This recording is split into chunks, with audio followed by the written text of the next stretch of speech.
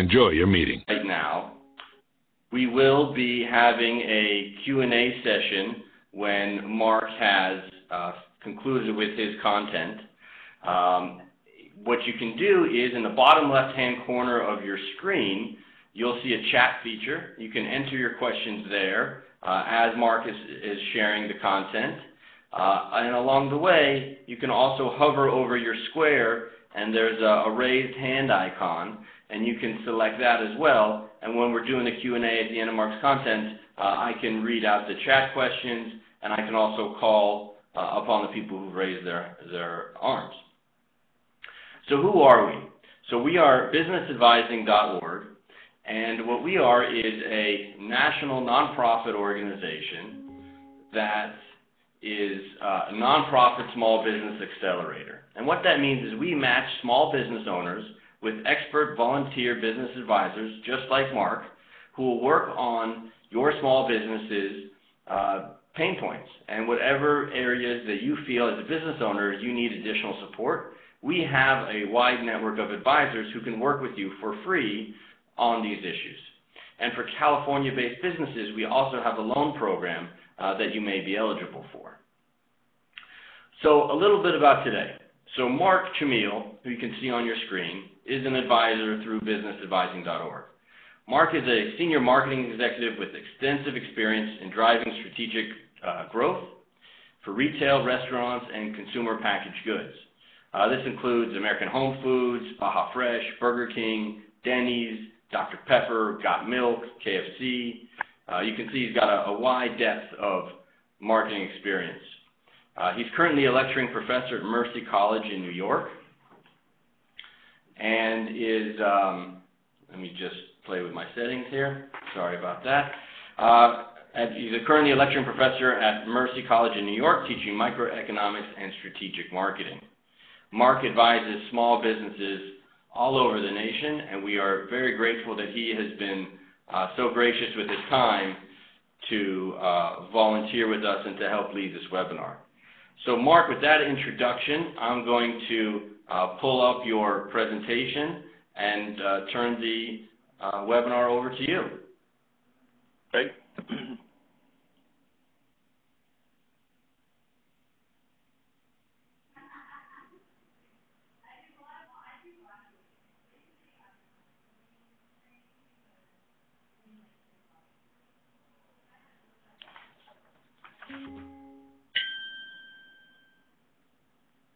Great. Thanks, Eli. First of all, I welcome the opportunity to be involved in this webinar. As Eli mentioned in my background, I've worked on a lot of large corporate national brands, but more recently in the last few years, I've been working with smaller business, startups as well as emerging brands, and trying to take some of the big principles that we know, will deliver success and growth and try to apply them to more of a retail, more of a local level. The name of this presentation is It's About Sales Stupid. It reflects, if you will, what President Clinton used in his campaign a number of years ago about it's the economy stupid. It really goes back to an article that I wrote for Ad Age, and it reflected about branding and marketing and so on. But at the end of the day, it's about sales. Whether you're General Motors or you're Amazon or you're, a small business, and that we have to make sure that we focus our marketing on sales, not just esoteric, nice brand building ideas, winning awards, and so on. So I'm a pretty pragmatic marketer. The topic that we pulled out of this, and I should mention too that, I'm not selling a book here. I'm not selling my services or anything. This is specifically was tailor made to what I think is important to share with you. So it's not some generalist, type thing. This isn't something I pull off the shelf. What Eli and I looked at was, again, about sales. How do we build sales? The reason I mentioned multi-channel brand is, as we'll see when we talk about the consumer has so many different touch points, whether at a local area or store, a destination that they go to, or obviously the internet. And I think as marketers, even if we're not in some of those channels, we better be recognizing them as threats to our business. The reason I mentioned a deep dive in food and beverage and retail is that's my experience across the board, and those are the examples that I use, and that's why I mentioned that there. I want to remind us all, and a friend of mine actually put this together a couple of years ago, and I thought it was just so solid, and that is, let's remember there's only 3 ways that we can increase sales. We can, number 1, get more customers, which in the retail business would be a customer count. We can get our existing customers to buy more, whether it be of our existing product or across our line, across our brand if we have extensions. And that would be an average check in a more retail form. And then finally, the other way we can do it is simply raise prices. So I think it's important that we, as we take a look at tactics down the way, we're always ratcheting back up and saying, well, what is it that we're strategically doing, with the consumer to increase sales? The 3 areas I'd like to share with you today that I think is important, or probably the most important things that I want to know from a branding perspective is, number 1, consumer insights or the consumer today. The second thing is branding or strategic branding. What do we really mean by that? And how can that branding affect my sales with, again, not being up in the clouds and being too esoteric? And then the other area that we wanted to touch on is social media. We know how important it is. We know how deep it is across our business. But frankly, as a small business person, what do I do with it? How do I really capitalize on it and take advantage of it? Oop, I keep on hitting my button. I'm thinking I'm using my keyboard, but I have to use this keyboard. Sorry. This is today's consumer. He is quite savvy. It's really ironic that I was looking for the right picture, and I pulled this off the internet just as an example. The more I looked at this, though, and it was an accident sort of, it's the perfect example of what we're looking at as today's consumer marketplace, today's environment. She, yes, woman, is much more important to us as shopper, as a user, as a decision maker. In the background, we also notice a minority. Could be African American, Hispanic, whatever, but they're gaining more and more prominence too. And in the foreground, sort of like not out of the picture, but in the picture too, is the classic older white male. And that's exactly what's taking place in the marketplace. Around it, I sort of described, and I'm going to talk specifically about each one of these. On the top is the informed or connected. Let me see if I can get my pointer here. Is the informed connected. On the right over here is value-driven. I'm going to talk about that. Healthier lifestyles, multi-channel shopper, diversity of the marketplace, as I mentioned, and then quick or timing. Quick. In all of the research that we've seen over the last 10, 15 years, the most important thing that today's consumer is worried about, the thing that they wish they had more of, it's not more money, it's not a bigger house, it's not a better education. The number one thing consumers are obsessed with is time. And if you think about it, it makes a lot of sense. In the last 10, 15, 20 years, women have moved into the marketplace. Approximately 70-75% of them work full or part-time. But we're starting to recognize and appreciate that she left a full-time job at home. Well, if the guy is working, the woman is working, and there was a full-time job left behind managing the household, managing the children, I'm going to have a real problem with that time factor. Convenience is going to be very, very important too. The other added thing about the time factor is kids are busier than ever. I have a college daughter who's a freshman right now at school, and I know she was involved in literally, hundreds of things when she was in school, which put more pressure on our familyhood. The second thing is informed and connected. Consumers make decisions today on almost an instantaneous rating or review. Because of mobile, I can do it while I'm in someone's store, while I'm going to someone's store, and so on. So the consumer is more connected than ever before. Value-driven. The middle class is squeezed, and this isn't a political thing, and this isn't about, the current president and Congress and so on. We know for a fact over the last 15 or 20 years, the middle class has not been keeping up with and gaining income increases that they should.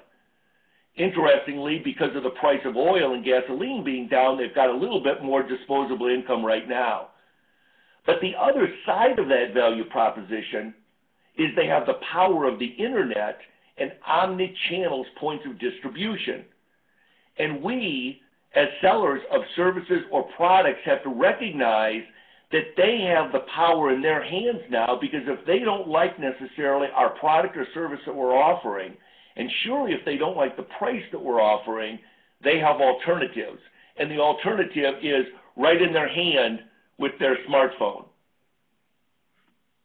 The next aspect of the consumer that I think is important to point out is healthier lifestyles. I've been in the food and beverage business now for about 15, 20 years or longer. And we've heard the consumers talk for a long time about, they worry about their weight, about the obesity problem, and so on. But two things were occurring. One is, whenever we said something tasted good, whenever we said something was good for you, inherently it didn't taste good. So while the consumer said, yes, I'd like to live a healthier lifestyle, I'd like to eat that product over here, try that product, what they found was it didn't live up to taste, and taste is the most important driver in food and beverage. The other thing was the consumer was not willing to pay more for it. And now we find a major shift over the last 5, 10 years. With the Whole Foods of the world, Panera Breads of the world, the consumer is saying to us, if it's the right food, if it's organic, if it's better for me, and now tastes better, I will pay a premium for that product. So that's a major, major shift that we've seen. Multi-channel shopper, as I mentioned, it can be a local store, it can be a destination store, it can be online. The consumer has the power and the choices that they never had before. It's also interesting to note that online has now started dropping their shipping costs. So now there's no risk or extra cost for me, and even same-day service. I'm not sure if Amazon has a store out on the West Coast, but I know here in New York City they've added an actual brick-and-mortar store where they're able to deliver same day from. And the idea is, you might say, well, how can they carry all those products? Through the algorithms, they're able to figure out the most highly used or purchased products, and those are the ones they're going to stock. But again, I think this is just showing you how competitive the marketplace is for us if we're a small business. And then lastly, as I mentioned, that picture pointed out, is that the marketplace is diverse. 50% of management is now women. If you take a look at the gay and lesbian, people of color, and so on, we have a diverse marketplace out there. So if you combine all these things together, I think we would all agree that this is a very smart consumer, and she and he are very savvy. The next area I'd like to talk about is branding, or strategic branding. And we all hear this term bantered about how do I brand my product, and what's the strategy, and sort of like the secret that no one knows. Well, I'd like to demystify that a little bit through my overall experience and applying it to business. Strategic branding. The question that I'm asking more and more of brands that I work with, especially startups and emerging brands, why does my brand even exist? I was chatting with a gentleman a few weeks ago, and he has a business that's been ongoing for 2 or 3 years now. And I said, well, you're in a very competitive marketplace. If we were to walk into a store, there'd probably be, 8, 16 feet. Oops, I didn't mean to do that. There'd be 8 or 16 feet of gondola space with maybe 15 or 20 competitors in your product. And he goes, yeah, that's exactly it, Mark. How do I get the consumer to reach out and grab my product? And I said, well, why does your product exist? He goes, well, it tastes better. I said, okay, how many times have we heard that? That's a tough one to win on. Well, it has better ingredients, that's why. I said, okay, fine, but we're talking about a healthy category, and if you go down the line, many of your competitors have that. Well, from that, I think was sort of a moment of truth where we started to talk about why does that brand exist, and if it isn't immediately clear, I think we have to find a way to differentiate it. And that sort of leads me to my next point, which is differentiation and relevance.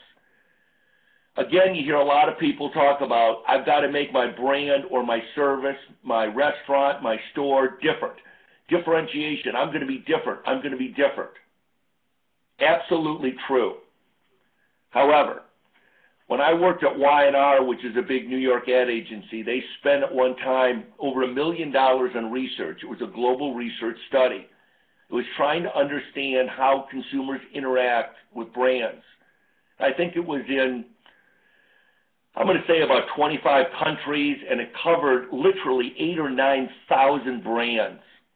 Through a number of different metrics that they used and attributes what they used, they found that the most highly differentiated brand in the world, the most highly different brand was Rolls-Royce.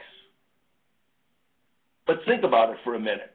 If I'm driving down the 405 or the Pacific Coast Highway, or here in New York, the Long Island Expressway, does a $2,000 car like Rolls-Royce, is that relevant to me as a brand? I'm sure some people in Hollywood or, in Wall Street are going to drive around a Rolls-Royce. But we can't just take differentiation and make that our main focus. What we have to do is take a look at differentiation and apply relevance to us. One of the most highly differentiated brands and also very relevant to the target is Disney.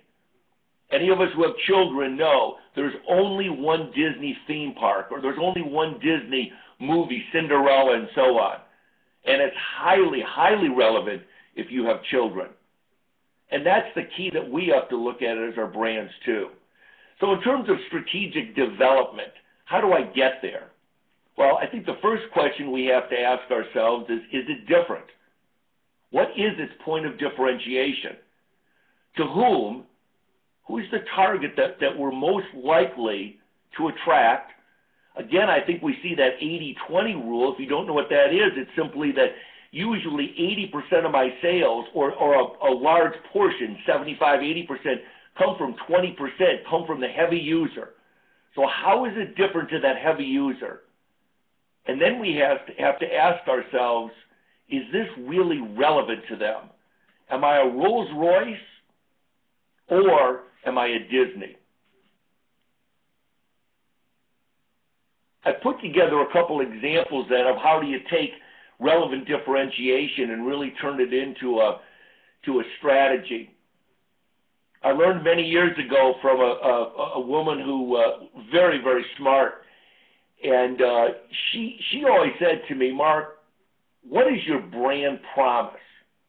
What are you promising your consumer? Why should I buy your product? And then she said, well, why should I believe you? So the three examples that I pulled here, and again, from that relevant differentiation, we could answer this question, why should you buy? What is your promise? I took a look at three brands, Tide, McDonald's, and Dr. Pepper. The first one, Tide, if we go up here, their overall brand promise has been, since 1946, is Tide gets clothes clean. And what's really interesting is I pulled this packaging, and this packaging is from the 50s, about new washing miracle, oceans of suds, gets clothes clean, and so on. That's from the 50s. I looked at some current packaging, and they're spot on, still promising we get clothes clean. Why should I believe them? Well, for 69 years, that's been their passion. That's been their passion. If you take a look at the next example of how this works, is what's the promise of McDonald's? Now, this is a theme line that they used, a tagline, a number of years ago. But it was really when their brand was growing. And it's "You deserve a break today." It wasn't just a tagline. I think it was a strategy line. It said, you are a place for quality, service, cleanliness, and value.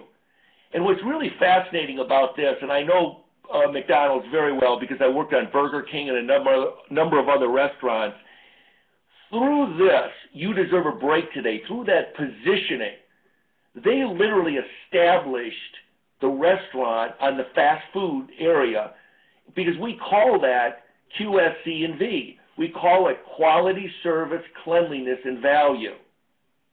And what's interesting about that brand promise and what it was about you deserving this break today is right now they're going through, I think, their second or third CEO in the last 5 or 10 years. They're floundering. They have a number of issues.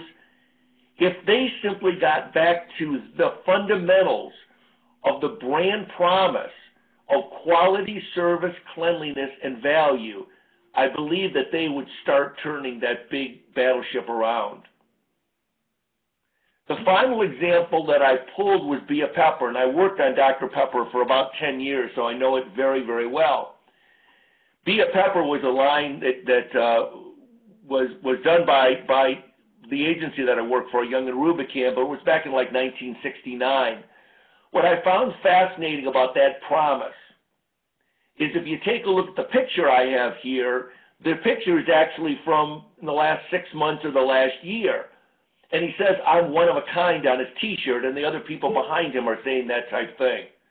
So the Be a Pepper, the strategy of promise, of why should I connect with this brand, is universal and has stayed current over all these years. And again, the proof in it, why should I believe? Because of the unique taste for unique people. So these are just simply examples that I wanted to show you how the brand promise comes from differentiation and relevance, and that brand promise should be supported. But the next page is the real key. Once we've established what our brand promise is, once we've decided why I should believe, you have to ask yourself the next question. Does everything I do all my execution support my promise? Whether it be from new product development, through in-store experience, through if I'm multi-channel distribution, PR, promotions, advertising, packaging, my social media, everything I do from a tactical standpoint, when I decide how I'm going to market my store or my product or my service, I think we have to ask ourselves, does in fact it support my brand promise and support the reason why?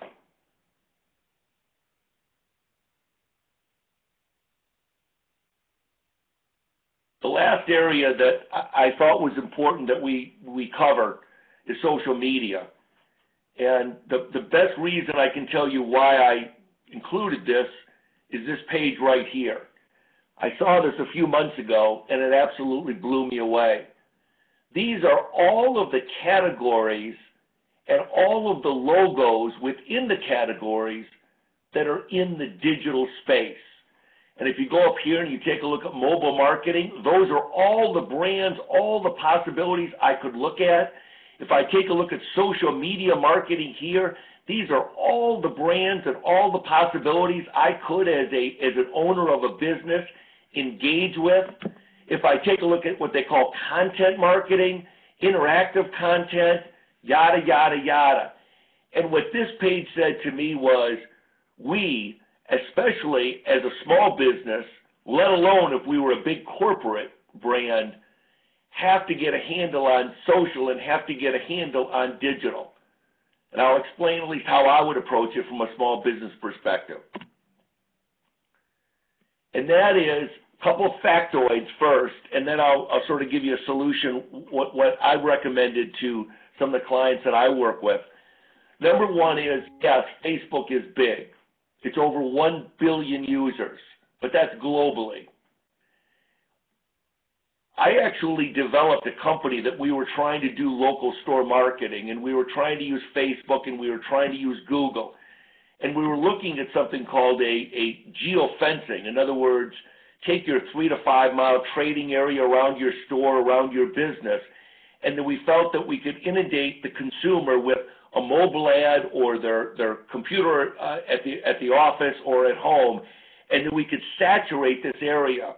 Well, the theory was good enough that we developed the company, we sold the company, we made a couple dollars. The problem with it is, though, is that when you go down that local level and you take something like Facebook and you go to a zip code level or that trading area, at any given time there aren't enough people online to really drive sales. So it's a little bit of a marketing myth out there that I can go at a local level and drive sales. A number of the big retailers, what they're moving to is something called beacons, which are actually, when I would walk into a store, I would have my phone with me, and I would have an app, and I would say, I'm in Bloomingdale's, I'm in Saks, I'm in Whole Foods, and that the beacon then would hit me and send up and serve up information to me. So that's one of the ways that locally they're trying to deal more with it. And I mention all that because as small business owners, I think we have to look at how do we, in fact, use digital. The other thing that I want to mention as a big opportunity is Google AdWords.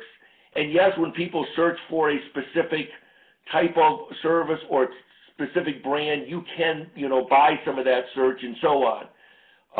My solution to this, if you will, because I don't think that we have the bandwidth as small business owners to be able to deal with, I'm going to go back one page, all of this. Well, what I've seen now being a professor at the college level, we have a number of students, and I'm sure you have students out in your market who are looking to internship with companies. Some of them are paid, some of them are not paid, but they are very, very smart young men and women who really understand social media. And I would urge you to talk to your local university or college and see if you can find some interns that can help you with this. Two other things I'd like to note about social. One is it's becoming more and more visual. My daughter, for example, she goes out to dinner, she Snapchats, takes a picture of her dinner and sends it to her friends. That's the way she's communicating. There are also other vehicles where we're actually going to start filming different things. There's a thing called Mercat app, and I don't know if you saw this recently. I just threw it on here, and that's .company. That's not a typo. It actually gives you the capability of using your phone to video a conversation that will be a live feed through Twitter that people who want to can say, yes, I want to watch. And in fact, one of the broadcasters for one of the cable networks did an interview in the White House this past week. So that's how sophisticated but simple the technology is becoming. But again, I urge us to try to find some kids in college who can help us. The last point that I'd like to make about social, and this is probably the most important point, because up until now I've talked about tactics and what we can do with social, is this. Classic Procter & Gamble, and they're so sophisticated in their marketing over the last 75, 80 years. Their buying model was based on something called winning at two moments, and that was at the point of purchase, that my advertising, my communications has worked, that when the consumer comes in at that point of purchase, they're going to make a decision. And then secondly, when the consumer uses their product, does it live up to what that brand promise was? And they're big users of brand promise as well as the rationale of why I should believe. So it's at point of sale, and then it's the usage of the product. Google, and they weren't selling Google here, but they're selling digital. They're trying to explain how there's been a disruption in the marketplace from the consumer.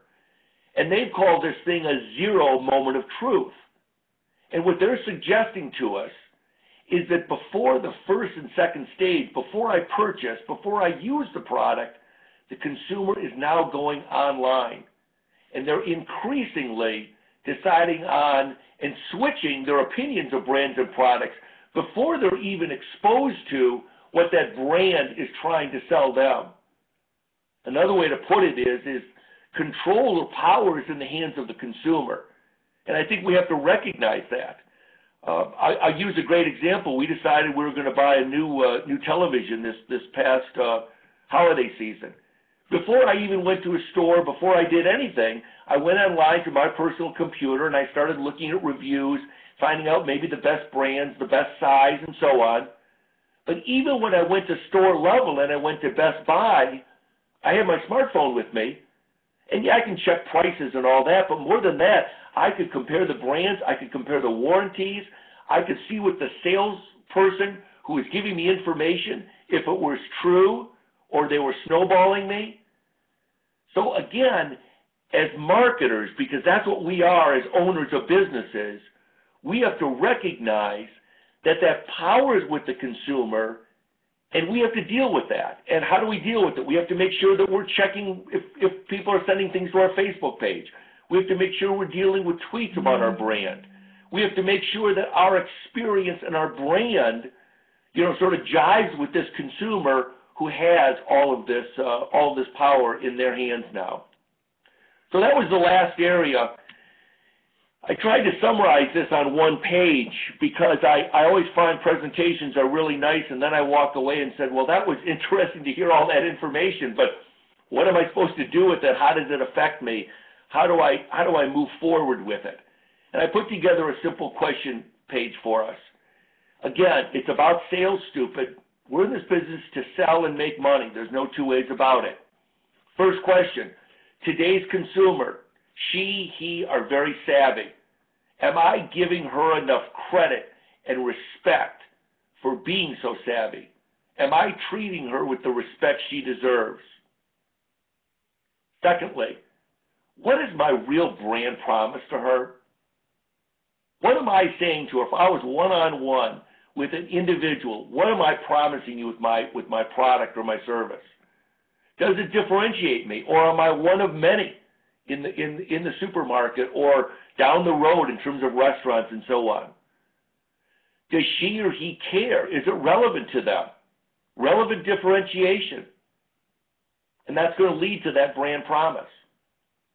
Then, all my efforts, all the different things, the tactics that I try to drive my business, to drive my growth, to increase my sales, to get the consumer to come in back more often and so on, do those efforts support that promise and reason to believe? And then finally, am I helping my brand user who has the control? She and he are reaching out to me. Am I reaching back out to them and trying to find ways to use digital and connect with them? And again, I think this is a good brand scorecard to use and try to apply to your business.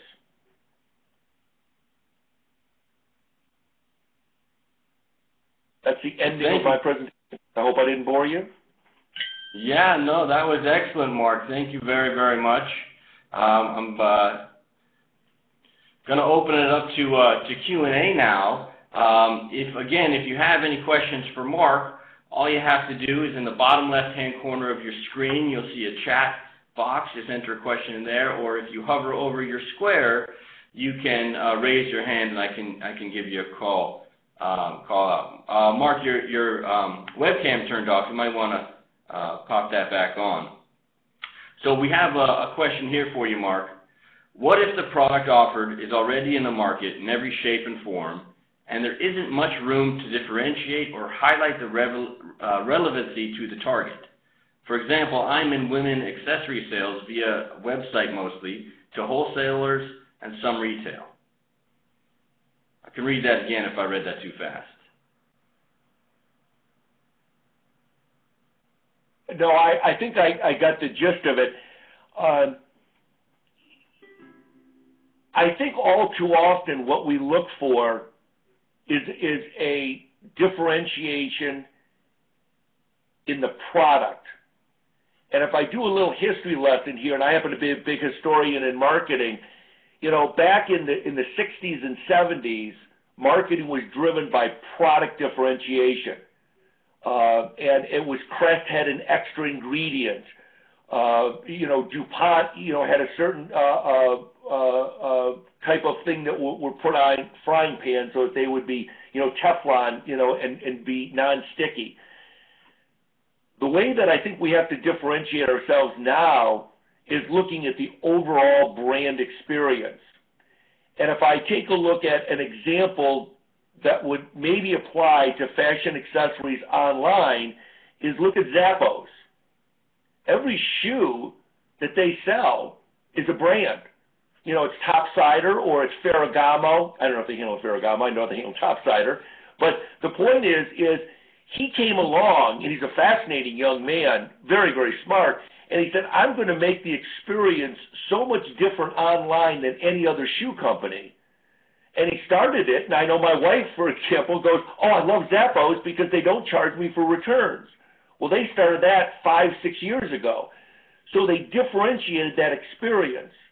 Now, that's an example.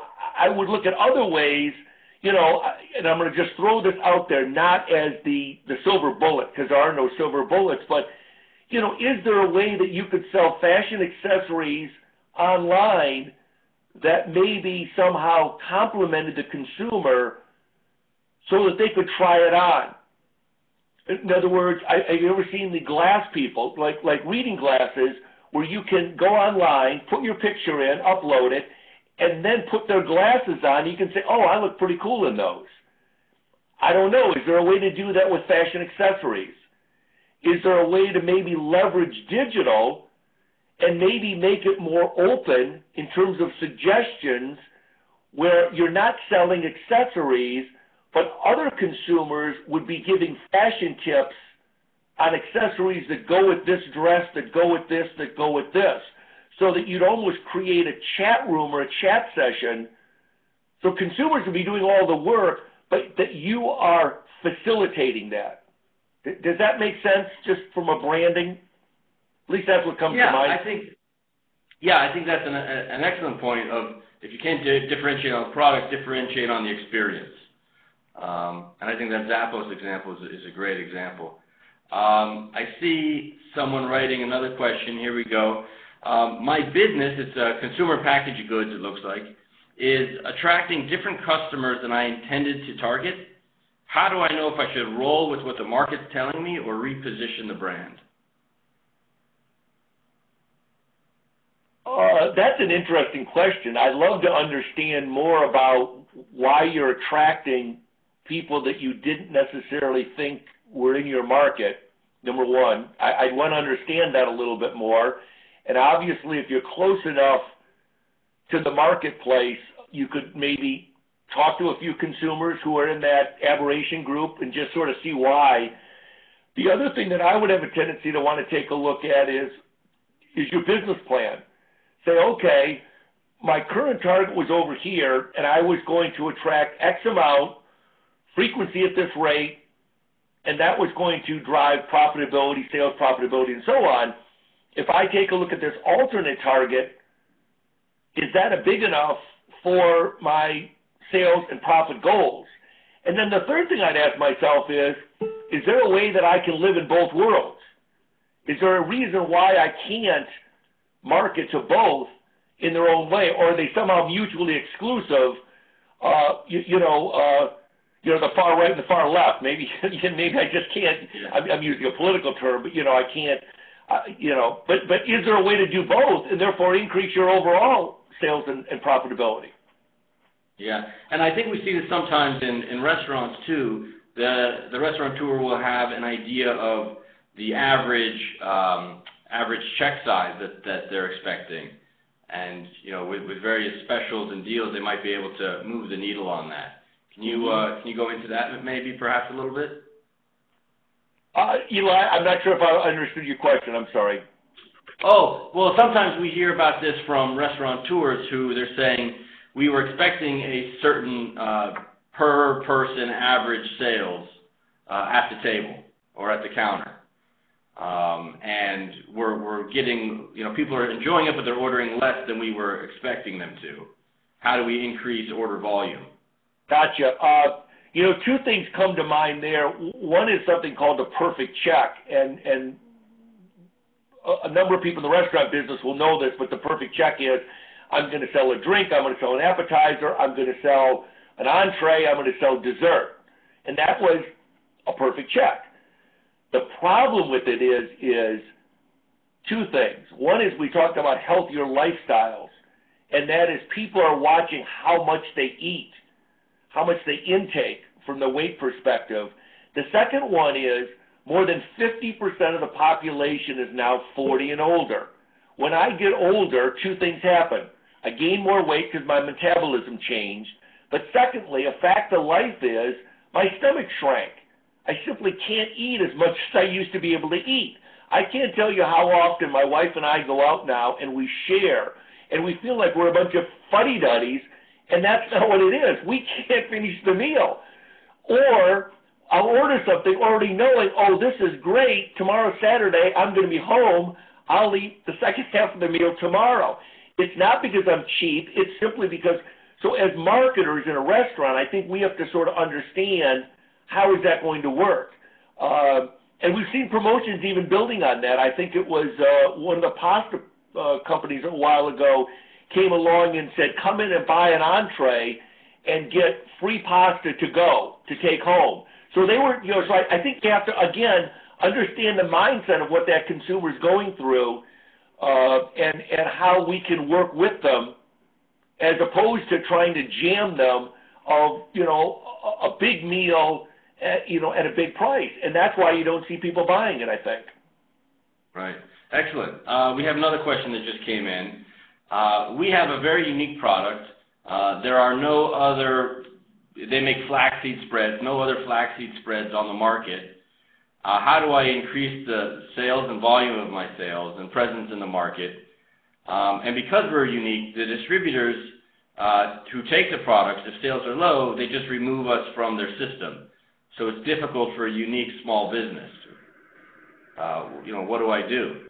I'm guessing here because I don't know that category real well, but I guess it would be like a flaxseed, like I take a flaxseed pill, so this would be a flaxseed spread that I would eat? Yes, exactly, yeah. You put it on toast and things like that. Yeah. To me, there's two ways you can go with that. One is online. And the magic of the internet is that you should be able to really target who is in that market for flaxseed oil or flaxseed spread, and look at yourself as an online company, and you've got to just go in that whole direction, and that's where I sort of go back to the internet is so deep now is you need some experts in that area. So that's one point of distribution. The other one that I would look at is I think you have to really consider going into specialty stores and not think big, but think even smaller than Whole Foods. I mean, maybe Whole Foods, they have the whole area where they, have a health food, division in there. But I think you have to look at, how do you really, go after the distributors that only work with natural foods and natural food stores. The other thing that one of the companies that I've done some work with that's a gluten-free product is they go to a lot of the shows, specialty shows, where the independent operators go to. So I would look at that as a point of sales or a point of distribution. Well, excellent. Well, thank you very much, Mark, and thank you, everyone, for joining us. This was an excellent webinar, and we really appreciate everyone's time, especially you, Mark. Mark's a busy guy. He's a volunteer with us at businessadvising.org, and if you want advice from Mark or someone just like Mark, sign up at businessadvising.org. I have a couple announcements people might be interested in. Our parent nonprofit, Pacific Community Ventures, has their annual event on May 4. Tickets are available on eventbrite.com and pacificcommunityventures.org. Our next webinar is April 17. It's entitled How Healthy is Your Business? And it's about doing a quick checkup on your strategy and finances to make sure your business is as healthy as perhaps you think it is. And after this, we'll be sending a quick short video, a quick short survey about this webinar. And we'd love your feedback. This is a new series for us, so we'd love to know how you think it's going as a consumer, feedback so we can improve and evolve. Thank you again, Mark, and thank you everyone for joining us. And we look forward to seeing you all soon. Bye-bye. Thank you. Thank you.